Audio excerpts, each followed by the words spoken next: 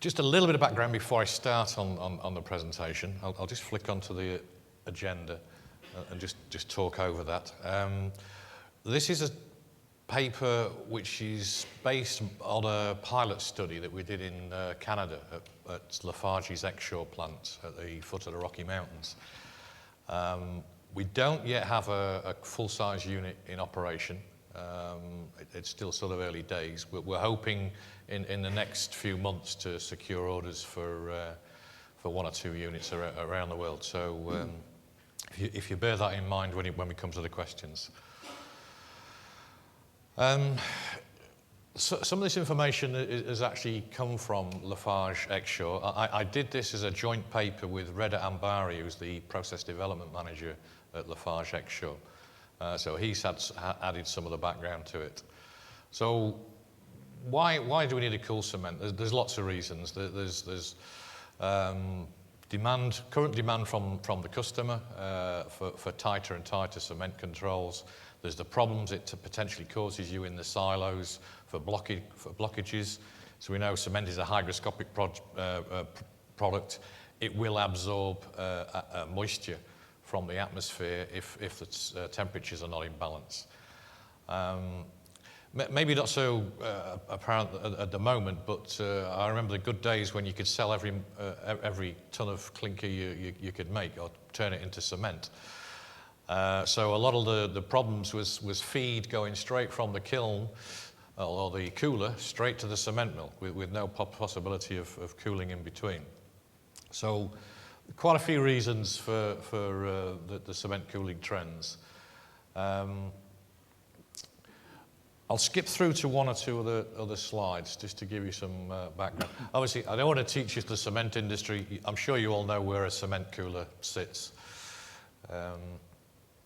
And this is the conventional technology, if a cement plant actually needs a cooler at all.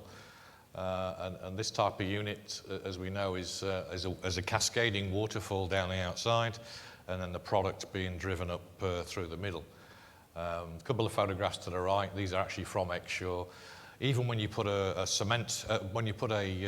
tarpaulin or curtain around it, over a period of time, it turns into a cement blanket, and when you come to do the repairs, it's a real pain to get rid of.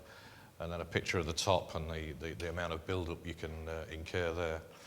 So the customer, being Lafarge, sort of jotted down a few issues that causes.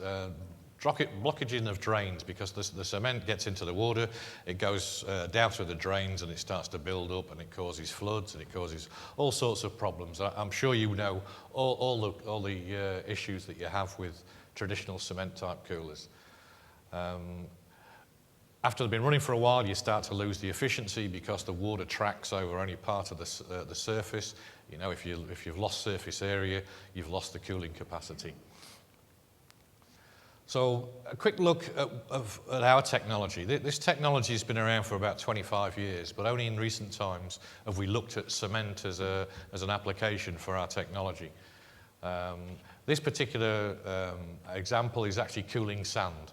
So this is actually a 2-bank unit fed from the top. This is coming from a sand dryer and then cooled through our unit through a mass flow cone and out through a rotary valve. And this is a sort of a representation of what's actually inside there, a set of heat exchanger plates with water going through, indirect heat transfer from the product to the plate into the water, and then taken away through the water flow. So these are the two things, the two technologies that are in competition. One thing that our technology scores very highly on is energy usage, because apart from the rotary valve, which is controlling the flow rate, and maybe an elevator to get it into the unit itself, if that's required, there's no energy input. We use gravity, which is free.